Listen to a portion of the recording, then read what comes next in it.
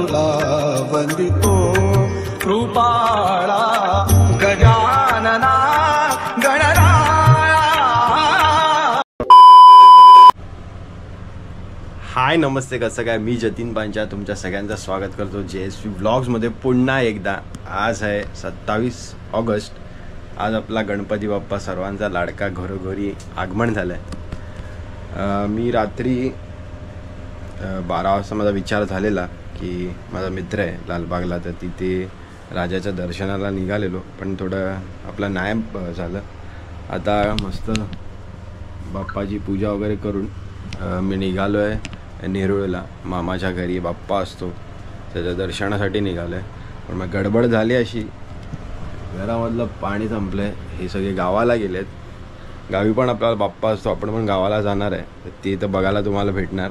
आता निघाले नेरुळला, जरा तयारी करतो आणि आजचा दिवस कसा आहे माझा तुम्हाला दाखवतो।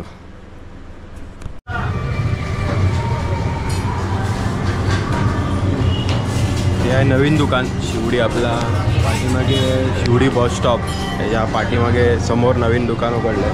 तिथून जाताना नाश्ता करून जाव्या आणि आपल्या आजीला इडली फरसाण भरपूर आवडते, ती घेऊन जा। त्यासाठी जाताना बाप्पासाठी भरपूर काय काय घ्यायचे त्या घेऊन जाव्या। आज मला इथे मनच लागत नाही ॲक्च्युली, कारण का सगळे गावाला आहेत आणि गावाला गेल्यावरती जे बाप्पाला आणायचं जे वेगळं सुख आहे ना, ते मुंबईत नाही आहे। आता मी फोन केलेला मम्मीला, हे लोक निघालेत आता, 8चा टायमिंग असतो, म्हणजे सगळ्या वाडीतल्यांना टायमिंग दिला जातो, तो जाऊन आपल्याला घ्यायचा असतो। सगळ्या वाडीने एकत्र जाऊन घेऊन यायचे असतात बाप्पा, आणि तो माहोलच वेगळा असतो। So I am missing that lot, भरपूर मिस करतो आहे त्या गोष्टी। ठीक आहे, आपण पण 2 दिवसांनी जाणार आहे आणि तिकीट वगैरे काढली आपली, बघूया बुक होते का, कारण का वेटिंग भरपूर आहे, प्रचंड ट्रेनला गर्दी आहे। हे पण सुटली आहे, बस बीस पण फुल म्हणजे फुल, काहीच नाही। कोकणात जायला काहीच मार्ग नाही, गर्दीतनंच जायला लागणार आपल्याला। बघूया आता, दादाने तिकीट काढलेत, काय होतं बघूया।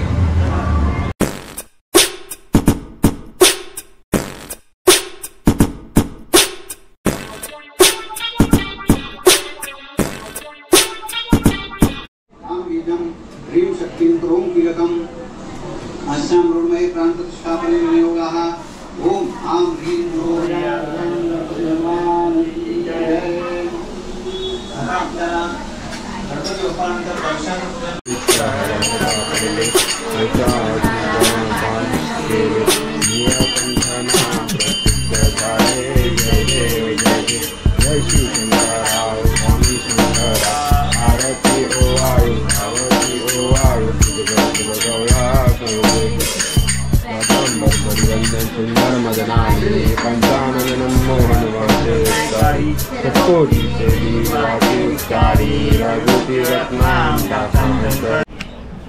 आता आपल्या बाप्पाची पूजा सगळी झालेली आहे आणि पूजेचा दरवर्षी आपल्याकडे भटजी काका येतात, पण ह्यावर्षी ते त्यांच्या टायमानुसार येतात, पण सकाळी कधी रात्री वगैरे येतात। पण ह्यावर्षी आपल्या आजीने म्हटलं की जी पूजा आहे ती घरातच करू आपण। आता तुम्ही बघितली मामाने आपल्या कशी पूजा केली। आता डेकोरेशन पण त्यांनीच केलं आहे, तो आहे, आणि आपल्या सुजलने डेकोरेशन केलेलं आहे। नंतर मी येतो, मला जाऊ दे, मी नंतर जरा टाकून व्हिडिओ करते ना। तर आपल्या सुजलने घेतला रिअलमीचा फोन घेतला एक, आणि त्याच्यामध्ये सगळे AI फीचर्स आहेत, तो दाखवते AI फीचर्स काय काय यूज आहे त्याचा। आता ह्या फोटोमध्ये एक बल्ब आहे, तर तो काढून दाखवणार, लगेच गायब काय गेलं नाही, काय नाही केलं असते त्यांचं चालत नाही। त्या रूममध्ये झालं की 4G चालतं, नेटवर्क इश्यू।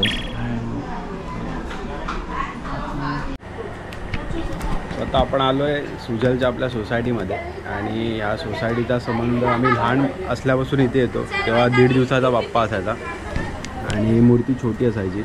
आणि आता सगळ्या युवा म्हणजे सोसायटीतले जेवढे सगळे यंग बॉईज आहेत त्यांनी निर्णय घेऊन गणपती बाप्पा 5 दिवसाची बसतात इथे, आणि एवढी मोठी सुंदर मूर्ती जवळजवळ मागच्या किती दिवसापासून असतं काम चालू?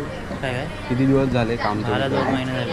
हे 2 महिन्यापासून त्यांचं सगळं याचं प्रिपरेशन चालू आहे आणि त्यांनी इथे सगळं किल्ल्याचं रूप दिलं आहे. हे बघू शकता. सगळं इथे बनवलं आहे त्यांनी, काहीच बाहेरून नाही आणलं. सगळं काम इथे केलं त्यांनी. सगळी म्हणजे काम वगैरे करून इथे बाप्पाच्या सेवेमध्ये केलं. आता आपल्याला एक कंटेंट भेटला आहे.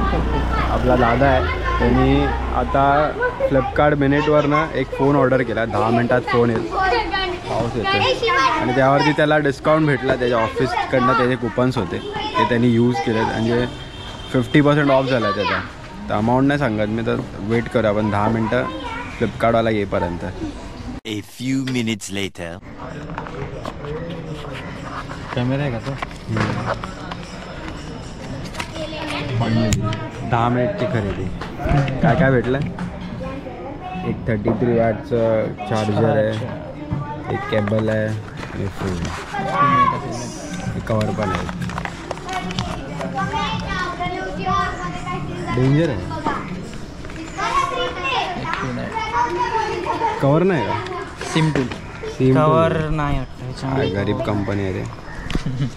बंद गेले कवर.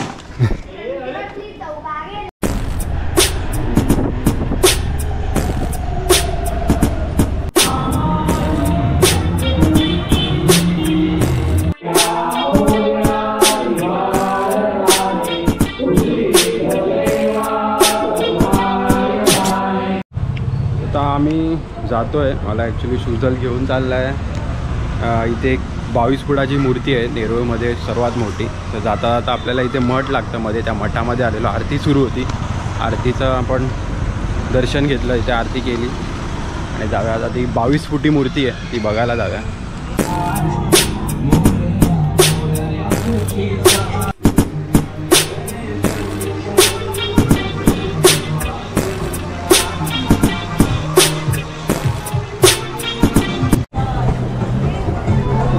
फुटातली नेरूळमधली एकमेव मूर्ती आहे.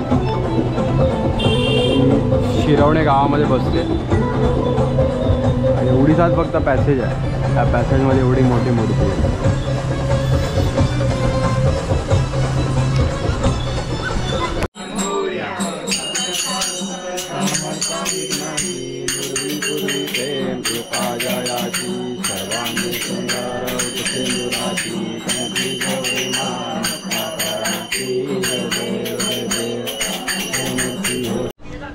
आता वरतून आपण खाली घरातनं आपल्या आरती वगैरे करून परत खाली सोसायटीमध्ये आलो आहे. इथे भजन आहे, भजनचं जरा 1-2 ऐकूया. कारण का आज आपण कोकणकर म्हटलं तर भजनाची सुरुवात आजपासून सगळीकडे चालू झाली. मला फोन पण आलेला गावावरनं की कधी येत आहे. जलता आहे जी 2 दिवस कधी जातील समजणार पण नाही. आपण 2 दिवसांनी निघणार आहे गावाला जायला. तर स्टे ट्यून आणि बघूया आता उद्या किंवा परवा. उद्या मी ट्राय करणार आहे लालबागच्या राजाला जायला. बघूया आपला मित्र आपल्याला नेतो का, कारण का त्या घरी दर्शनाला जाणार तर तो लालबागमध्येच राहतो. तिथे गेल्यावरती होतं का बघूया पॉसिबल. तर ते पण मी तुम्हाला दाखवेल. आता जाऊया भजनाच्या इथे.